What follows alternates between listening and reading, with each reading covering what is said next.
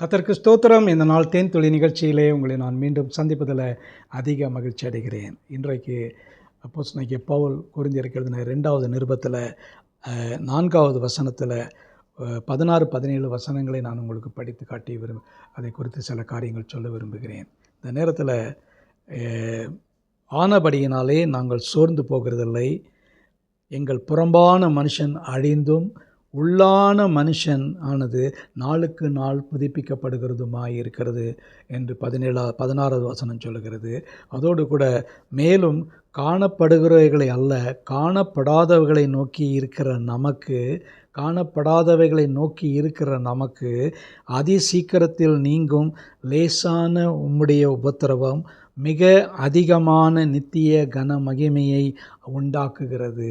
பாருங்கள், இந்த நேரத்தில் மேலே 16வது வசனத்தில் பார்க்கும் பொழுது நம்முடைய உள்ளான மனுஷனை புறம்பான மனுஷனுக்கு ரெண்டு மனுஷனையும் குறித்து சொல்லப்படுகிறது. ஒருவேளை நம்முடைய புறம்பான மனுஷன் நாளுக்கு நாள் நமக்கு பலவீனப்பட்டு கொண்டு போகலாம். ஆனால் அதே நேரத்தில் உள்ளுக்குள்ளே இருக்கிறதன் உள்ளான மனுஷன் கிறிஸ்து இயேசுவுக்குள் அப்படியாக புதுப்பிக்கப்படுகிறவர்களாய் காணப்படும். நாளுக்கு நாள் ஒரு ரினியூவாகி கொண்டே இருக்கிறது. புதிய ஒரு பரிமாணத்தை அது நமக்கு கொடுக்கக்கூடியதாக இருக்கிறது. ஒரு ஃப்ரெஷ்னஸ் நமக்கு கிடைக்கக்கூடியதாக இருக்கிறது. ஒவ்வொரு நாள் காலையிலும் எழுந்திருக்கும் பொழுது இந்த வசனத்தை நாம் படிக்கும் பொழுது நமக்கு அந்த நாளுக்கு நாள் என்று பார்க்கின்ற வேளையில் நேற்றைய தினத்தை விட இன்றைய தினம் புதிதாக்கப்படுகிறதாய் காணப்படுகிறது. அதோடு கூட 17வது வசனத்தில் பார்க்கிறோம், காணப்படுகிறவைகளை அல்ல காணப்படாதவைகளை நோக்கி இருக்கிற நமக்கு அதிசீக்கிரத்தில் நீங்கும் உபத்திரவம் என்று சொல்லப்படுகிறது. ஒருவேளை நீங்கள் இந்த நாளில் உபத்திரவத்தில் கடந்து சென்று கொண்டிருக்கலாம். உங்களுடைய நெருங்கின உறவினரை யாராவது இறந்து போயிருக்கலாம். வியாதியின் படுக்கையில் நீங்கள் கடந்து சென்று கொண்டிருக்கலாம். ஒருவேளை உங்களுடைய பிள்ளைகள் படிப்பில் ஆண்டவரே அவர்கள் தேர்ச்சி அடையாதபடிக்கு ஒரு கஷ்டமான நிலையில் காணப்படலாம். பரீட்சைகள் எழுதியும் பாஸ் பண்ண முடியாத நிலையில் இருக்கலாம். ஆனால் அவைகள் எல்லாருமே அதிசீக்கிரத்தில் நீங்கும் உபத்திரவம் என்று சொல்லப்படுகிறது. எல்லாவற்றுக்கும் மேலாக கர்த்தர் உங்களுடைய எல்லா தேவைகளையும் சந்திக்கிறவராக இருக்கிறார். ஒருவேளை உங்களுடைய மகனுடைய திருமணத்தை குறித்து நீங்கள் சிந்தித்து கொண்டு இருக்கலாம். என்ன ஆகுமோ, இப்படிப்பட்ட நேரங்களிலே திருமணம் நடக்கவில்லையே நினைத்துக்கலாம்.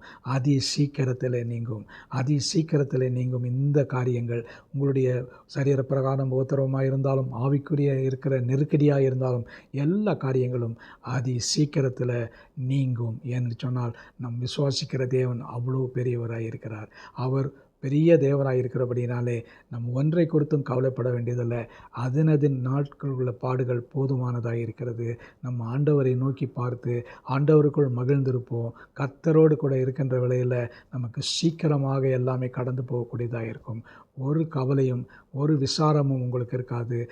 சீக்கிரத்திலே உங்களுடைய எல்லா காரியங்களும் உபத்திரவங்களும் பிரச்சனைகளும் நெருக்கடிகளும் நீங்கி போகும்.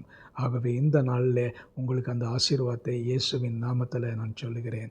கர்த்தர் உங்களை ஆசீர்வதிப்பாராக. நல்ல ஆண்டவரே, இந்த வேளையில் கூட எங்களுடைய உள்ளான மனுஷன் புறம்பான மனுஷன் அதோடு கூட காணப்படுகிற காரியங்கள் காணப்படாதவைகள் எல்லாவற்றையும் நீங்கி ஆண்டவரே சீக்கிரத்தில் நீங்கும் இந்த உபத்திரவத்தை எங்களுக்கு எடுத்து போட நீங்கள் எங்களுக்கு சகல கிருபைகளையும் தர வேண்டுமா ஜெபிக்கிறோம். மீட்பர் இயேசுவின் நாமத்தில் ஜெபிக்கிறேன் நல்ல பிதாவே. ஆமேன் ஆமேன். கர்த்தர் உங்களை ஆசீர்வதிப்பாராக.